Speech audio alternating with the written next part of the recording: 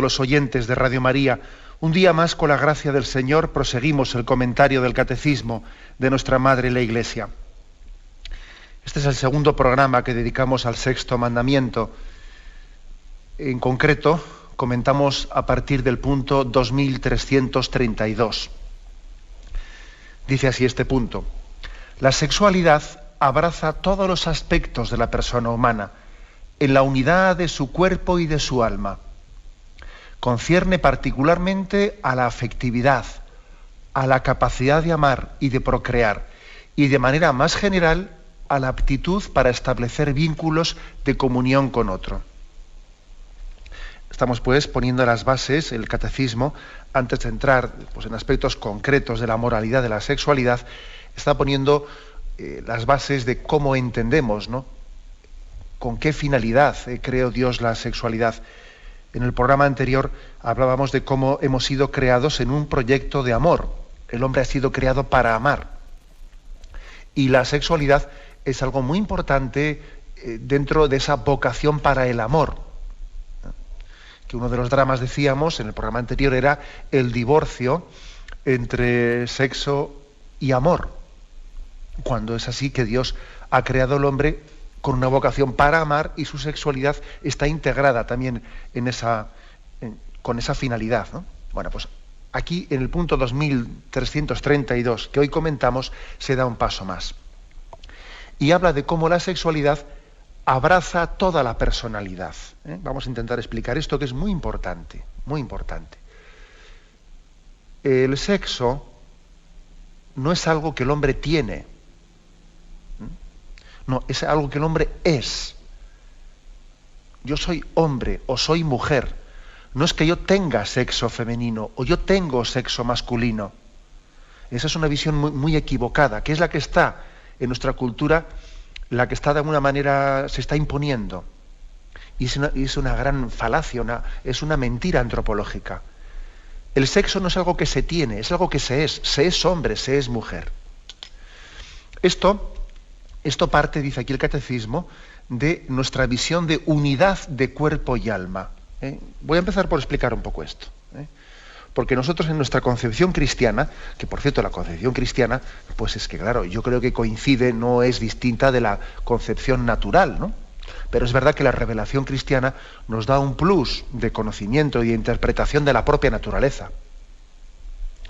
Es como si tuviésemos, gracias a la revelación, pues unas gafas especiales, unas gafas para ver lo que la naturaleza es con más claridad, sin que esas ciertas diotrías que a veces pues, tenemos nos impidan ver la realidad, ¿no? O sea, la revelación nos permite conocer con más claridad el mensaje de la propia naturaleza. Bueno, os digo que nosotros hablamos de la unidad de cuerpo y alma. Unidad de cuerpo y alma. La visión cristiana se mueve entre algunos errores de los cuales tenemos que distanciarnos, ¿no? Y nosotros podríamos decir que nosotros creemos que hay una dualidad entre cuerpo y alma, pero no un dualismo, que el dualismo lo rechazamos, ni tampoco un unitarismo, no distinguirlos, hay que distinguirlos. O sea, podríamos decir que la posición cristiana, la antropología cristiana, la antropología natural, es un equilibrio entre dos extremos.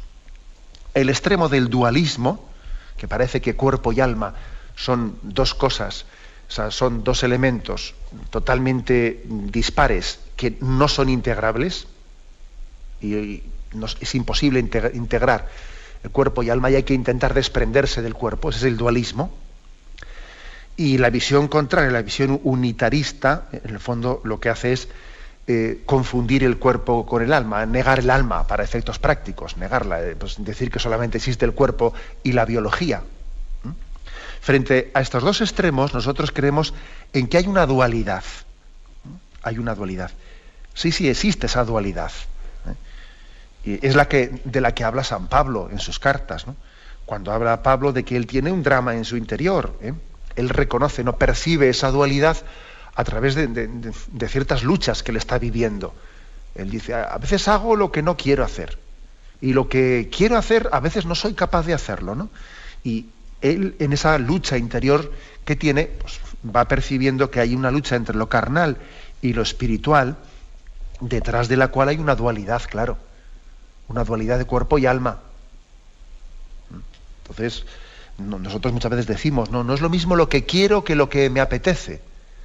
Claro, lo que quiero es más espiritual, lo que me apetece es más carnal. Vamos, el que no quiera ver que hay una dualidad es que entonces está condenado a vivir en la irrealidad. En la irrealidad. Entonces, esa dualidad existe. Ahora, ¿qué es dualismo? No es dualismo. No es dualismo porque San Pablo, al mismo tiempo que percibe eso, él lucha por integrar cuerpo y alma. Lucha porque esa disociación, esa lucha entre querer y apetecer, pues con la gracia de Dios se integren. Por tanto, lo que distingue a la dualidad en la que nosotros creemos, ¿no?, del dualismo, que es una filosofía oriental que dice que hay que desprenderse del cuerpo, ¿no? No, nosotros no creemos que hay que desprenderse del cuerpo. Lo que creemos es que hay que integrar lo carnal y lo espiritual. Hay que integrarlo, ¿no? Porque nosotros somos persona, y somos persona espiritual y persona corporal. Luego todo eso tiene que estar integrado, ¿no? Y hay que educar lo carnal, hay que espiritualizarlo. Tampoco hay que ser desencarnados, ángeles, hay que espiritualizarlo, ¿no?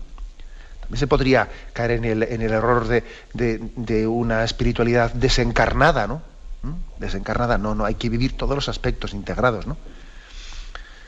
Por lo tanto, el equilibrio cristiano habla de una dualidad que sufre sus fricciones entre lo carnal y lo espiritual, pero lucha por una integración. Y de hecho, la imagen del hombre maduro que tenemos en Jesucristo, el hombre nuevo, tiene una perfecta unidad interior. Jesucristo es el hombre nuevo con una perfecta unidad de vida. No está internamente dividido, tiene una perfecta unidad. Nosotros aspiramos a eso, ¿no? Y cuando tenemos luchas interiores, pues al Señor le pedimos, Señor, dame tu madurez, esa que tienes tú como hombre nuevo. Y la vemos también reflejada en los santos, etc. Frente a esta concepción de dualidad está, como decía, el dualismo. El dualismo que, pues, principalmente es deudor, o es una de las consecuencias de las filosofías orientales.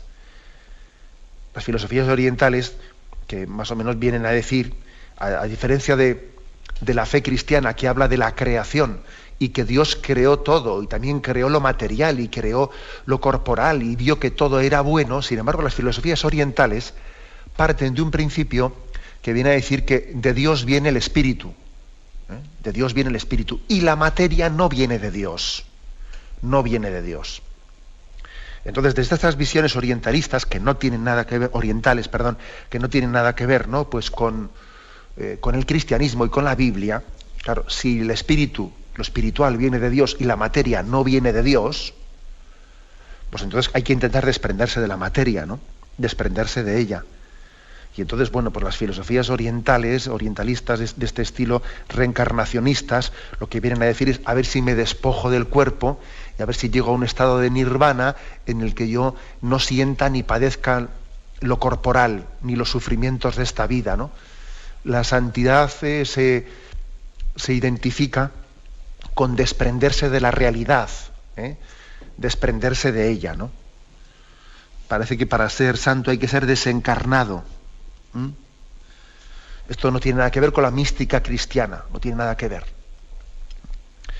Bueno, por tanto, nosotros nos alejamos del dualismo. El dualismo, ¿qué es lo qué interpretación, o sea, qué consecuencias tiene en el tema de la sexualidad? Bueno, pues el dualismo, en el fondo, lo que viene a decir es que la sexualidad no tiene una vocación divina, o sea, no, es algo meramente carnal, algo que en todo caso tendríamos que consentir, ¿no?, pues para tener un desfogue, pero eso no es espiritualizable.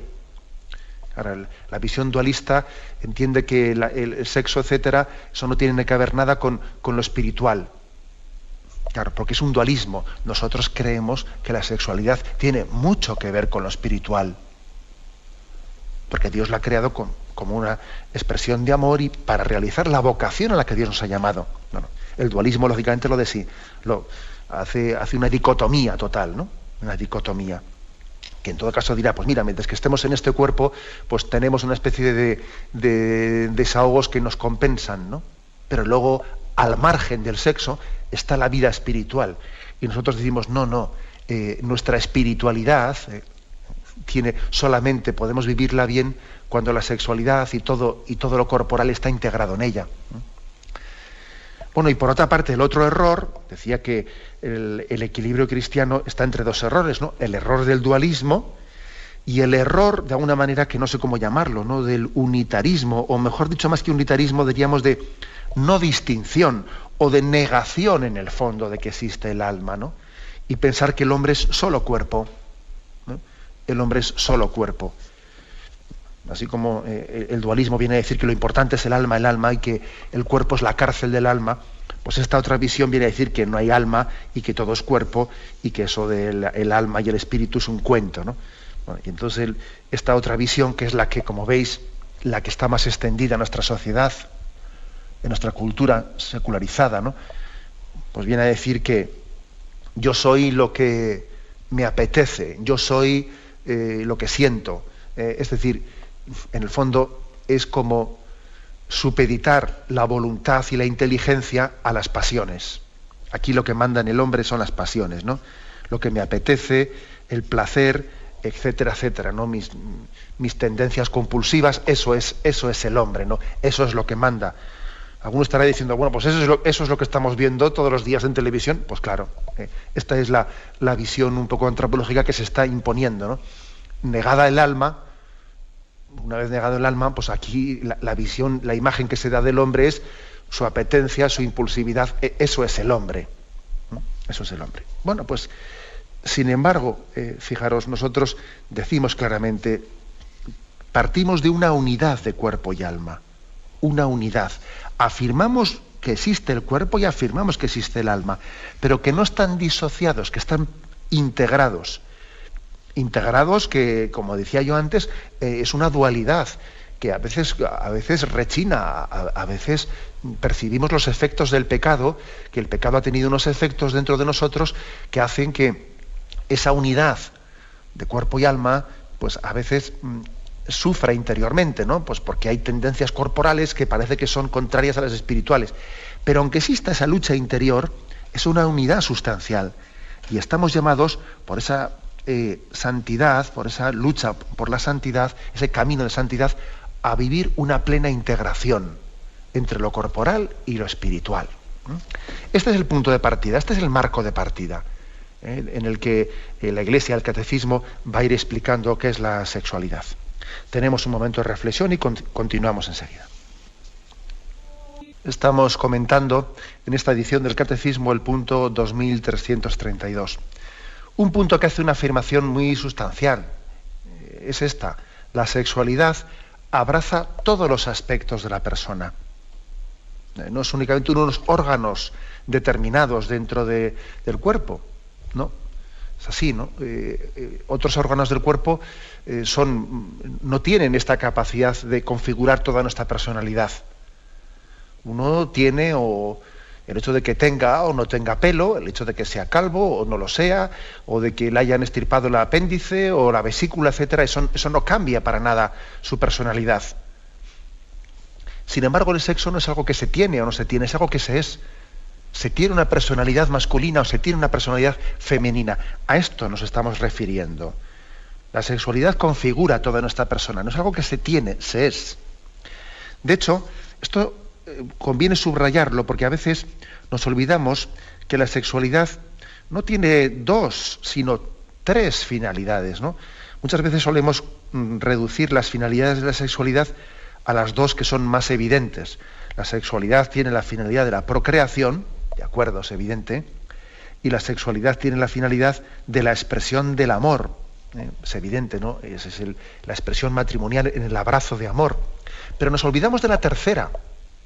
Y la tercera finalidad de la sexualidad es esta, es configurar nuestra propia personalidad, masculina o femenina. Podríamos decir que hasta tal punto esto es así, hasta tal punto la sexualidad configura nuestra personalidad, que se puede decir, se llega a decir, ¿no? Que uno, por ejemplo, piensa en masculino o en femenino, o siente en femenino o en masculino. Esto es así. Y nos damos cuenta, esa percepción que ha tenido es muy femenina, etcétera, ¿no? O, bueno, pues eso, vamos, incluso cuando la misma, en ese episodio de las bodas de Caná de Galilea, ese detalle de que María fue la que percibió, pues bien sea por nerviosismo de los criados que estaban sirviendo, bien sea por las caras de preocupación de los novios, por lo que sea, cuando María percibe que les falta vino. ¿Cuántas veces hemos oído este comentario, ¿no? María también en su feminidad, en ese carácter, ¿no? En esa psicología muy intuitiva, percibe, bueno, y también eso María lo percibió no únicamente por su santidad, ¿no? Sino por una santidad femenina, para entendernos. Por eso se piensa en masculino, se piensa en femenino, se siente en masculino, se siente en femenino. Bueno, por supuesto que no quiero decir con esto que pensar o sentir en masculino, en femenino, eso suponga pues unas conclusiones distintas de uno y de otro. No, por supuesto que tenemos una razón común, y por supuesto el hombre y la mujer pueden, deben, de hecho lo hacen, llegan a las mismas conclusiones, ¿no? Pero con matices distintos, iluminando aspectos en un caso y en otro caso. Lógicamente la razón tiene una lógica, ¿no? Y esa lógica tiene unas conclusiones que sustancialmente son las mismas e independientemente de que sea hombre y mujer quien las realice, pero con matices distintos, con colores distintos, que enriquecen tremendamente en nuestra vida. Y esto forma parte del don tan grande que Dios nos ha dado en la sexualidad. Por ejemplo, ¿no? De aquí se deriva que en el seno de un matrimonio, pues a la hora de juzgar la vida y la realidad, y a la hora de afrontar los problemas, aunque un matrimonio piense lo mismo y tenga una comunión de ideales, pues tiene una riqueza de matices muy, muy grande, ¿no? Entre lo que percibe el esposo y la esposa. Igual están totalmente unidos en lo esencial, ¿verdad? Pero con una riqueza de matices que es muy complementaria. Y eso es un don de Dios. Sin embargo, claro, también cuando esto no está bien educado y bien integrado, pues a veces puede ser motivo de conflictos. Pues porque en vez de ver una riqueza de matices, pues a veces por nuestro pecado, ¿no? y por nuestra mente obtusa, pues vemos, no nos aguantamos y en vez de darle gracias a Dios porque mi esposo o mi esposa me está dando un punto de vista que enriquece el mío, etcétera, pues a veces no nos aceptamos y hacemos de esa riqueza y de esa diversidad un objeto de conflicto, un tormento de enfrentamientos, ¿no? Por el mismo principio, dependiendo, ¿no?, de nuestro grado de madurez, puede estar ocasionando, ¿no?, pues una riqueza, un encuentro, o puede estar también ocasionando pues un auténtico enfrentamiento y un tormento, ¿no? O sea, por esto entender este principio es muy importante. Entender lo que es así, que creacionalmente Dios lo ha hecho así. Ha hecho así que la sexualidad configure toda la personalidad. Y tenemos que darle gracias a Dios infinitas por esto, ¿no? Bueno, esto, como veis, es muy, muy importante, ¿eh? Hasta el punto, dice aquí, de que la sexualidad configura la afectividad, configura leo literalmente, la afectividad, la capacidad de amar y de procrear, y más en general la aptitud para establecer vínculos de comunión con otro. No se puede pensar que es distinto pues los vínculos de afectividad que yo cree al margen de la sexualidad. Una cosa es el sexo y otra cosa es el amor. Eso es un gran error. Esa famosa película, bueno, yo la verdad es que no la he visto, por la gracia de Dios, ¿no? No la he visto, pero solamente me impresiona el título de la película, ¿no? ¿Por qué le llaman amor si quiere decir sexo? No sé la película cómo se desarrollará, mucho me temo que no será muy, muy recomendable, pero ya el título me parece curioso, ¿no? ¿Por qué le llaman amor si en el fondo quieren decir sexo. Bueno, pues lo cierto, frente a esa tesis de esa película, lo cierto es que la sexualidad condiciona nuestra afectividad, nuestra capacidad de amar, de establecer vínculos con los demás. Una sexualidad desquiciada nos incapacita para después establecer vínculos estables. Nos incapacita para tener una afectividad madura. Cuando uno, claro, porque es que si resulta que se ha vivido la sexualidad como una búsqueda egoísta de placer, claro, luego pretender que llegado un momento yo sea capaz de enamorarme de alguien de una manera madura, etcétera, me va a costar mucho, me va a costar muchísimo. Porque he vivido la sexualidad de una manera desquiciada y he forzado la naturaleza. La he forzado, ¿no? Ahora resulta que quiero que una afectividad sea integrada, sea limpia. Me va a costar enamorarme. Me va a costar enamorarme profundamente, porque he vivido una sexualidad desquiciada. A veces ocurre, por lo tanto, que cuando que consecuencias nefastas, ¿no?, se suelen derivar de haber vivido una sexualidad desordenada, desquiciada.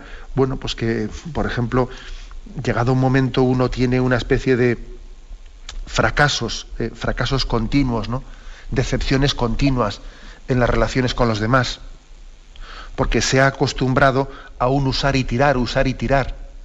Se ha acostumbrado a usar de las personas y llegado un momento determinado, no es tan fácil, ¿no? Cuando dice, ahora sí quiero, ahora ya voy a sentar la cabeza. Y ahora que voy a sentar la cabeza, bueno, claro que el Señor nos puede dar la conversión y la sanación, pero claro, muchas veces tenemos que acarrear, ¿no? No es tan fácil sanarse, porque en el pecado está la penitencia, ¿no? Y acarreamos consecuencias, ¿no? Consecuencias negativas, ¿no? Una vivencia, como digo, desordenada de la sexualidad suele suponer una dificultad después de tener relaciones maduras, estables, y de hecho el índice de estabilidad en el matrimonio suele ser muy inferior en la medida en que se han tenido unas relaciones promiscuas anteriormente. Esto es algo constatable, ¿eh? Incluso existen por ahí algunas estadísticas. Las estadísticas se refieren a índice de divorcio, comparando los que han convivido previamente antes del matrimonio, ¿no? Bueno, entonces, claro, es verdad que es un aspecto muy concreto, no tan extenso como el que yo estoy aquí planteando. Pero en estas estadísticas lo que se dice es que las parejas que han convivido antes del matrimonio tienen un índice de divorcio muy superior. Bueno, eso es un dato constatado en Inglaterra, Estados Unidos, en varios lugares donde este estudio se ha hecho. Ahora yo amplío un poco ese aspecto, no únicamente en el convivir antes, sino en que cuando se ha tenido una sexualidad pues no integrada, cuando no se ha vivido en la pureza, en la castidad, claro, cuesta mucho más después tener una afectividad estable, cuesta mucho más. Se ha generado en nosotros pues una disociación, un dualismo, como decíamos antes, un dualismo entre cuerpo y alma. Entre cuerpo y alma. No hay una integración entre ambos aspectos. Y hay muchas personas que dicen, oh, qué bonito sería, ¿no? Qué bonito sería pues que la sexualidad y el amor fuesen siempre integrados, ¿no? Pero bueno, como es imposible, nosotros lo estamos haciendo imposible. Esta cultura, ¿no?, es la que lo está haciendo imposible. Tenemos que pedir una gracia de la integración, de vivir el cuerpo y el alma perfectamente integrados, ¿no? Incluso fijaros que dice que una sexualidad, la sexualidad puede incluso hasta afectar a la comunicación con los otros, hasta la capacidad de comunicarse, de tener comunión con nosotros. Pues porque es evidente que nosotros, cuando nos relacionamos con una persona, nos relacionamos con su persona, no con un cuerpo. A veces algunas personas, pues que por ejemplo en su forma de vestir, etcétera, es totalmente provocativa, que están insinuándose de una manera pues descarada, esas personas están impidiendo que se tenga con ellas una relación profunda. Claro, porque al final tú con esa persona no tienes un tú a tú. No es una relación de persona a persona, sino que es de persona a cuerpo. Claro, a una persona que viste de esa forma determinada, desde luego le mirarás a cualquier sitio menos a sus ojos, que parece que los ojos son el cuerpo del alma, ¿no? Perdón, son la ventana del alma, quiero decir. Entonces, en vez de entrar en su mundo interior, estarás entablando una relación con un cuerpo, pero no con una persona. Entonces, este ejemplo concreto que pongo nos ilumina para que entendamos cómo de una sexualidad vivida, ¿no?, vivida equilibradamente, depende que hasta aprendamos a relacionarnos como personas o no.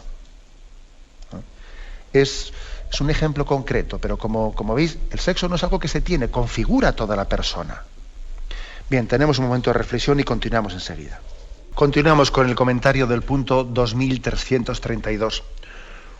Un punto en el que se afirma que la sexualidad configura toda la persona humana. Estamos hablando de que Dios nos creó hombre y mujer y que por lo tanto es verdad, decíamos en el punto anterior, ¿no?, que el hombre es el hombre en el sentido de género humano, el hombre en el sentido de persona humana, es imagen y semejanza de Dios. Pero el Génesis, pues al renglón seguido, dice, y los creó hombre y mujer, con lo cual en ese ser hombre y en ese ser mujer hay, por voluntad también creacional de Dios, hay una forma especial de ser imagen y semejanza. Quisiera dedicar esta última parte del programa a darnos cuenta, a confrontar esto con una teoría que está empapando también la cultura actual, que es la famosa teoría de género. Teoría de género que está invadiendo, ¿no? La teoría de género viene a decir que, de hecho, le llama género y no sexo. Antes se decía, ¿no?, ¿de qué sexo es? ¿Masculino o femenino? Y ahora, con esta teoría, se quiere quitar esa palabra de sexo, sino se quiere decir, ¿de qué género?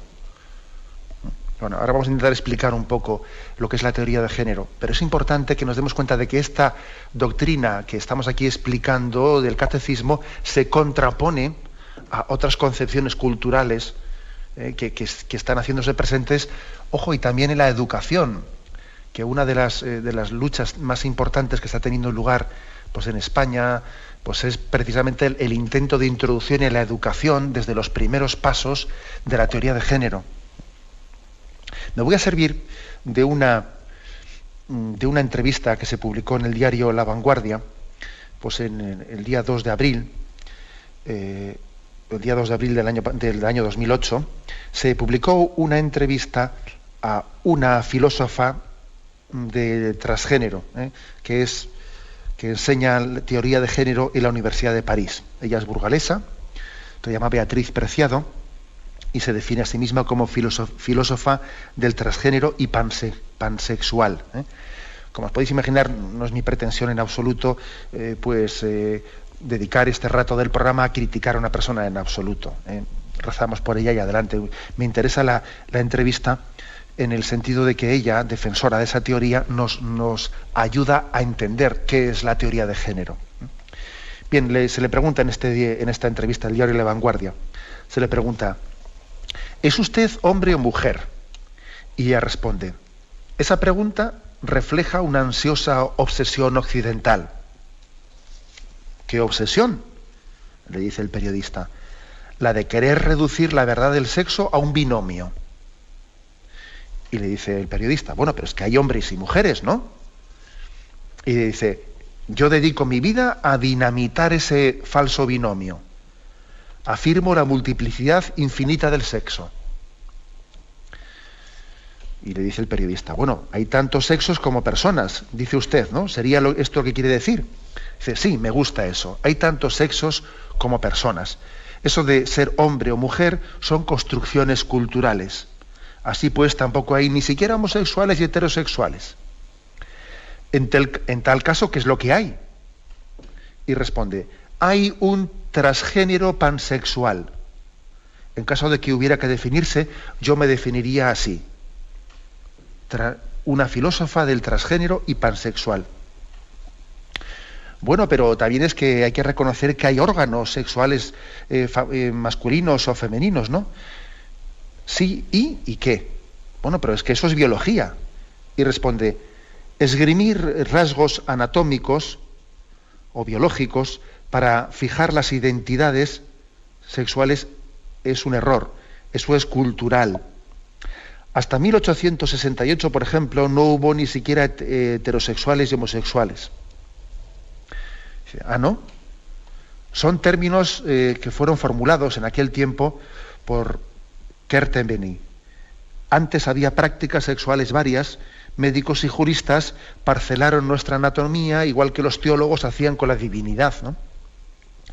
¿Y con qué criterios lo hicieron? Dice, visuales, en principio, el aspecto anatómico discriminaría a hombres y mujeres, y si algún cuerpo no encajaba bien con una u otra forma, pues entonces era un monstruo, una patología, ¿no? Intentaron como encajonar a todo el mundo en dos grupos. ¿Y eso se ha superado? Dice, mire a mi amigo Thomas Beit, y propone aquí en esta entrevista a un conocido suyo, este Thomas Beit, pues como ejemplo. Dice, él expresa que esa idea de sexo como binomio es solo una falsilla, que el sexo no existe. Se refiere con su amigo Thomas Beit a ese hombre embarazado. Dice, sí, ese cuerpo que la vista condicionada definiría como hombre de pelo en pecho, con su vistoso embarazo que le definiría como mujer. Es solo mi amigo dinamitando el dichoso binomio de hombre y mujer. Thomas se siente hombre, tomó testosterona y extirpó los pechos, pero mantuvo órganos reproductores con los que concebir un hijo por inseminación. Es estupendo. Y le dice el periodista, bueno, pero lo cierto es que Thomas nació mujer, ¿no? Y dice, nació biomujer. Es biomujer la asignada mujer al nacer, y es tecnomujer la que se asigna mujer a sí misma usando técnicas por ello. Así Thomas es un tecnohombre, sí, es un transcuerpo. Fijaros bien, luego leo algo más que pone en la entrevista, ¿no? Pero fijaros qué conceptos se utilizan. Se habla de esta persona conocida suya, este Thomas Beit, se dice que nació biomujer, o sea, biológicamente era mujer, pero después, tecnológicamente, a través de una serie de transformaciones, pues es tecnomujer o es tecnohombre. Se distingue entre bio y tecno. Bio es un aspecto de órganos con los que nació, pero el hombre no es lo que es biológico, sino es lo que después él elija tecnológicamente o científicamente, ¿no? No estoy hablando de ninguna broma. Estoy hablando de que bueno, pues esta teoría de género, en concreto, pues esta persona entrevistada aquí en La Vanguardia, como filósofa la enseña en la Universidad de París, ¿no? Y estoy hablando de una teoría pues, que en el fondo está configurando también el pensamiento cultural de España, ¿no? En este momento. Es duro describirla, pero es que es importantísimo que nos demos cuenta cómo nosotros, gracias también a la luz de la revelación, tenemos una capacidad de apreciar lo creatural. O sea, el hecho de que Dios nos haya creado hombres y mujeres, pues es algo de lo que no nos avergonzamos, todo lo contrario, nos sentimos gozosamente orgullosos de ello, reconocemos que nos configura, bueno, etcétera, etcétera, ¿no? Bueno, pero dentro de la entrevista también hay cosas positivas, ¿eh? También hay cosas positivas que a mí me han llamado la atención. Y las voy a leer porque a mí me ha impresionado. Ver cómo dentro de este mundo incluso esta mujer percibe cosas por un camino muy distinto al nuestro, ¿no? Pero es capaz también de percibir la utilización, ¿no? que la pornografía, por ejemplo, hace de la mujer. Bueno, pues continúa la entrevista. Bueno, así su amigo Thomas es un tecnohombre. Dice, sí, Thomas es un tecnohombre, aunque nació como biomujer, ¿no? Pero también tendrá que reconocerle, le dice el periodista, que ha habido ahí mucha ingeniería química, ¿no? Y dice, sí, pero menos de la que usan cada día millones de mujeres en todo el planeta tomando la píldora, que está inventada para reducir la natalidad de los negros en Estados Unidos, dice ella. ¿Acaso la píldora no es un cóctel químico que hoy en día toma la mujer? ¿Por qué nosotros no vamos a recurrir a la ingeniería química para hacernos tecno hombre o tecno mujer? Responde. Vaya respuesta que le ha dado la entrevista. Bastante coherente la respuesta, ¿no? Y le dice el periodista, bueno, pero ¿qué dicen las feministas de esto? No les gusta oírme a veces, pero les sugiero que la reflexión de que la píldora es la sustancia más vendida de toda la historia de la humanidad y es el motor de la industria pornográfica es indiscutible. La píldora es el motor de la industria pornográfica. Ha permitido que el sexo genere más capital que la reproducción. Ha lubricado nuestro biocapitalismo farmacopornográfico. Es impresionante que esta mujer diga esto. La píldora, dice, es un motor de industria pornográfica porque ha divorciado el sexo del amor, ¿no? Después de haber divorciado el sexo de la procreación, después divorcia el sexo del amor, ¿no? Y repito esta frase, que es desde luego una frase de... Ha permitido que el sexo genere más capital que la reproducción. Ha lubricado nuestro biocapitalismo farmacopornográfico, dice. Y le pregunta el periodista, ¿bioca qué? Porque por esa palabra tan complicada que he utilizado. Y responde, estamos en un capitalismo en que los fármacos generan beneficios millonarios mediante la pornografía por el ojo masculino, que es también otra invención cultural. Bueno, continúa más adelante la entrevista, pero no vamos a leerla toda, que sería excesivo, ¿no?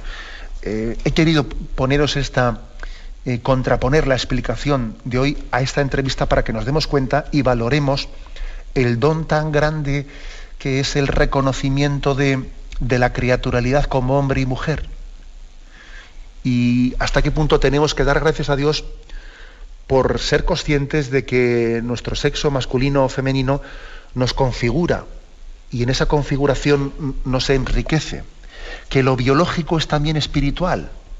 No permitamos nunca de que nos metan el gol de que lo biológico es algo diferente a lo personal. No, la biología está integrada en la personalidad.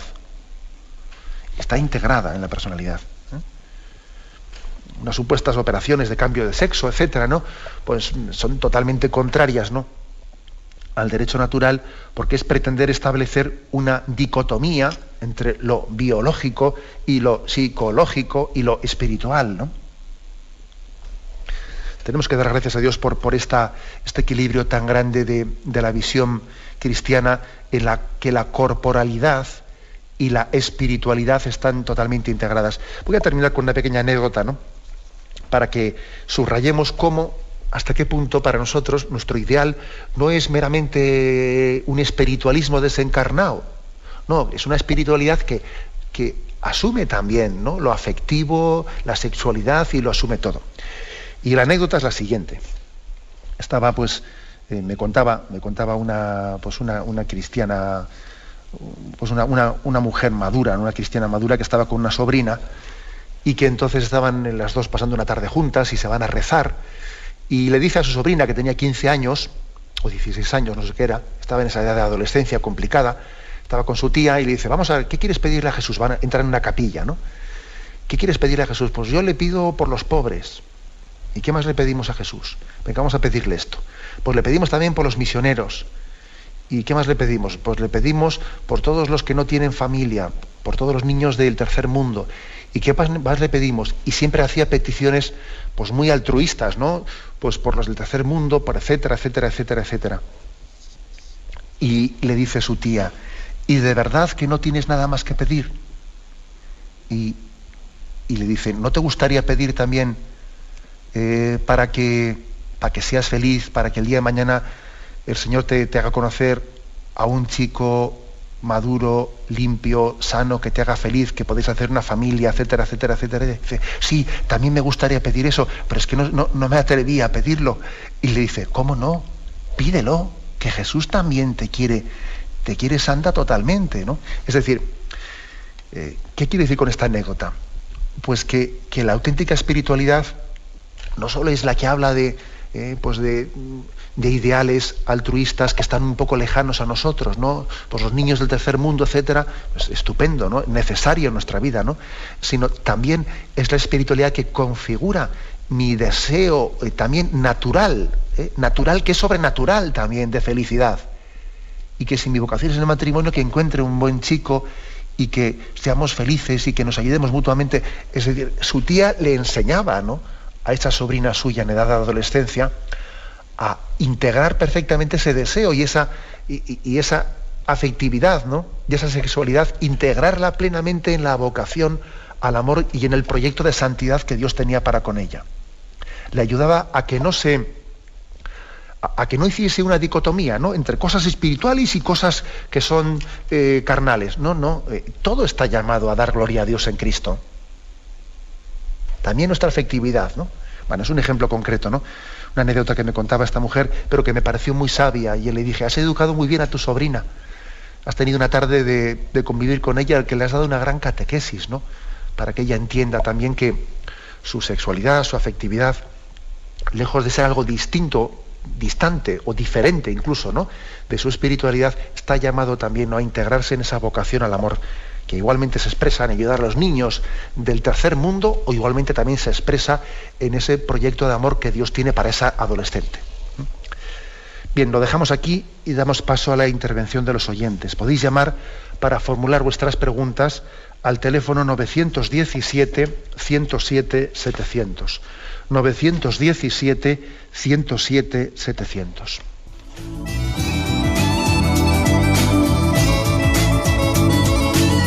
¿Le gustaría tener sus programas favoritos de Radio María en CD o DVD? Ahora es posible.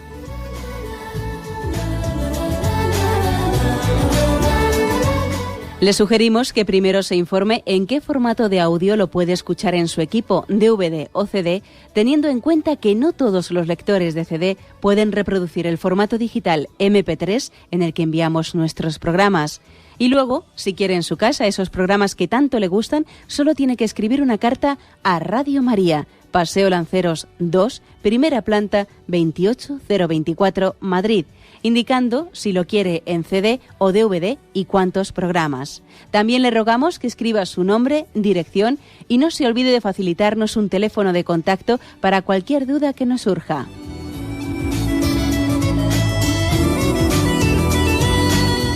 Radio María, más cerca de usted.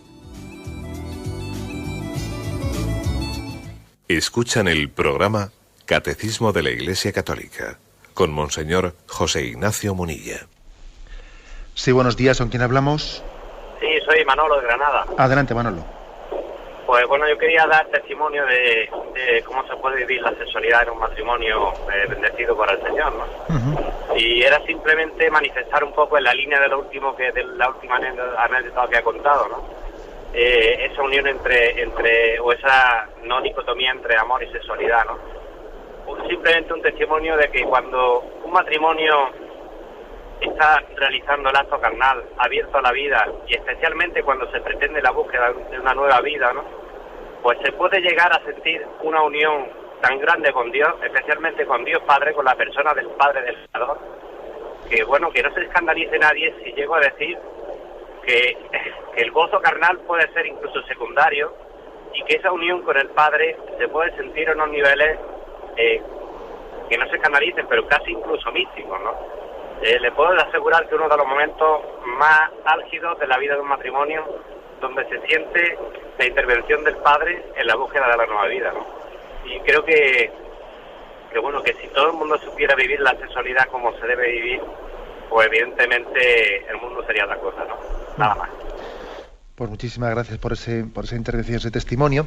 Voy a decir que hoy día 28, es día de Santo Tomás de Aquino, y Santo Tomás de Aquino, que sabéis que es uno de los grandes pensadores, filósofos y teólogos que ha configurado el pensamiento católico, él tiene una reflexión que a mí me impactó cuando la leí, y él dice que algunos han pensado equivocadamente, pues que el placer o esa especie de éxtasis de placer que Dios ha querido que tenga también pues la entrega sexual, algunos piensan que no es algo que venga de Dios, ¿no? Sino que es algo, una especie como de concesión de la carnalidad, ¿no? Y Santo Tomás de Aquino dice, al contrario, que el hombre santo es capaz de tener una mayor experiencia de éxtasis de placer, ¿no?, que el hombre carnal. O sea, la espiritualidad, lejos de impedir vivir ese éxtasis de placer, todavía la posibilita y la potencia más, ¿no? Porque es vivida integrada, ¿no? No de una manera pecaminosa, sino es vivida integrada en el plan de Dios. Eso está afirmado por Santo Tomás de Aquino, ¿eh? El hombre santo tiene más capacidad de placer en la vivencia de la sexualidad que el hombre carnal o el hombre pecador, ¿eh? Bueno, pues esta reflexión yo creo que ilumina también un poco lo que ha dicho el oyente, además estando hoy en esta celebración de Santo Tomás de Aquino. Adelante, vamos a pasar a un siguiente oyente. Buenos días. Buenos días. Buenos días, le escuchamos. Vamos a ver. Yo personalmente no he conocido a ningún homosexual, o por lo menos no he tenido trato, aunque sí que he conocido uno o dos. Pero en algunas porfías con mis hijos, ellos dicen, y en algunas otras conversaciones, parece que dicen que ellos se sienten mujeres, por ejemplo, los homosexuales, o las mujeres al revés, las lesbianas, ¿no? Que se sienten hombres, que tal y que cual, que se sienten y que se sienten y que se sienten. Tradicionalmente la Iglesia eso lo ha rechazado como un pecado, en fin, y luego la sociedad los ha marginado y demás. Entonces yo lo que me he preguntado muchas veces, ¿por qué, si puede haber ahí, con el tema este de las hormonas, pueden tener, por ejemplo, los hombres muchas hormonas femeninas de alguna forma desequilibrada y demás? Entonces, no sé cómo decir, ¿por qué la Iglesia, por ejemplo, no fomenta que los médicos católicos, por ejemplo, los investigadores, investiguen a ver si hay algo realmente físico ahí que a esta gente les lleve a eso? No sé. De acuerdo. Bueno, pues la verdad es que la Iglesia pues posiblemente no tiene tantos medios para poder llevar adelante esas investigaciones científicas, ¿no? Aunque es verdad también que la Iglesia pues a veces tiene que poner en marcha ciertas labores que, aunque no le competen a ella directamente, pues tiene que subsidiariamente meterse en algunas cosas a falta de que las autoridades civiles, que son las que debieran, pues pueden hacerlo. O sea que yo creo que tampoco es descabellado lo que dice usted de que también la Iglesia impulse determinadas investigaciones. Creo que también hay médicos e investigadores católicos que van por este camino que usted propone, ¿eh? Pero es cierto que hacen las cosas con mucha discreción, porque hoy en día, si hay un psiquiatra, etcétera, que trabaja estos temas, si él se publicita, pues resulta que irían a por él, ¿no? Yo conozco psiquiatras que ayudan a personas en estas situaciones, pero ellos nos piden, por favor, que les derivemos a él algunos casos con mucha discreción, sin publicitarlos, pues porque en concreto yo soy de un psiquiatra que a mí me ha dicho de cómo una vez que se publicitó, pues tuvo que cambiar de ciudad, sus hijos fueron amenazados, etcétera, etcétera. Existe este tipo de auténticas presiones en las que un médico, un psiquiatra puede ver su vida y la de su familia totalmente comprometida por el influjo de los lobbies gays, etcétera. Esto no estoy hablando yo de ningún cuento porque conozco casos concretos en España, ¿eh? Luego, estas personas realizan su trabajo, pero en la discreción. Aunque no es bien conocido, pues lo están haciendo, ¿eh? Con respecto a eso que ha dicho usted, ese me siento, no me siento de mujer, mañana hablaremos un poco de esto, pero como usted se puede imaginar, esto del me siento, no me refiero al me siento o me levanto, me refiero al sentirse, ¿no? Es una de las características un tanto, yo diría, patológicas o espiritualmente, que muestran una enfermedad del espíritu de nuestra cultura actual, ¿eh? Es una disociación entre el sentir y el ser, entre naturaleza y persona. No puede haber una disociación entre naturaleza y persona. Yo como persona me siento así, aunque como naturaleza asao, ¿no? Estamos en una cultura que tiende a disociar las cosas, a desequilibrarlas, ¿no? Mañana hablaremos de esto si Dios quiere, ¿eh? Pero evidentemente hay una inflación muy grande de me siento, me apetece, me no sé qué, me no sé cuántos, ¿no? Adelante, vamos a pasar a un siguiente oyente. Buenos días. Buenos días, monseñor. Sí, le escuchamos. Soy Daniel, de aquí de Salamanca. Vale. Bueno, ya aclaro también un concepto, pero no sabía cómo llamar ese que llamó unitarismo, me parece. Recuerdo que cuando estudié filosofía hace 2 años, creo que se llamaba monismo, la oposición al dualismo. Y luego, lo que yo quería comentar era lo siguiente, porque aunque le escucho todos los días, no pude el otro día, no puedo llamar normalmente, porque los días que estoy en casa es el fin de semana y no hay llamadas. Entonces, sobre los partidos, sí que existen, porque lo oí en un programa de aquí de Radio María, Justicia Social, pero no doy los nombres como pidió el otro día, 4 partidos cristianos, y sí que se van a presentar unidos en las próximas elecciones, pero la pregunta concreta que quiero hacer es si es correcto votarlos o no, porque por una parte dices, claro, al no tener representación parlamentaria, no se va a adelantar y quitas que favorezca a lo mejor a otro peor que salga más. Pero por otra parte, si no se votan nunca van a salir, y con la opción del mal menor no se va adelantando nada. Entonces no sé qué es lo correcto hacer. Pues mire usted, yo lo que digo es que nuestro voto tiene que ser un voto en conciencia conforme al programa de los partidos. Lo que no puede ser es que yo diga, voy a votar un programa con el que no estoy de acuerdo, porque de esta manera igual estoy evitando no sé qué. Vamos a ver, así no hacemos nada. Nuestro voto tiene que ser conforme y adecuado con el programa. Luego seremos mayoría, seremos minoría, seremos lo que sea, pero Dios bendice la coherencia. Lo que no puede ser es que vendamos nuestra conciencia en función de la practicidad. Yo creo que nunca es práctico la falta de coherencia. Yo creo que se lo he respondido con bastante claridad, ¿no? Por desgracia, a veces se está siempre pensando en el voto útil. Bueno, yo creo que lo útil es lo honesto. Lo útil es lo honesto. Aunque no parezca lo útil a corto plazo.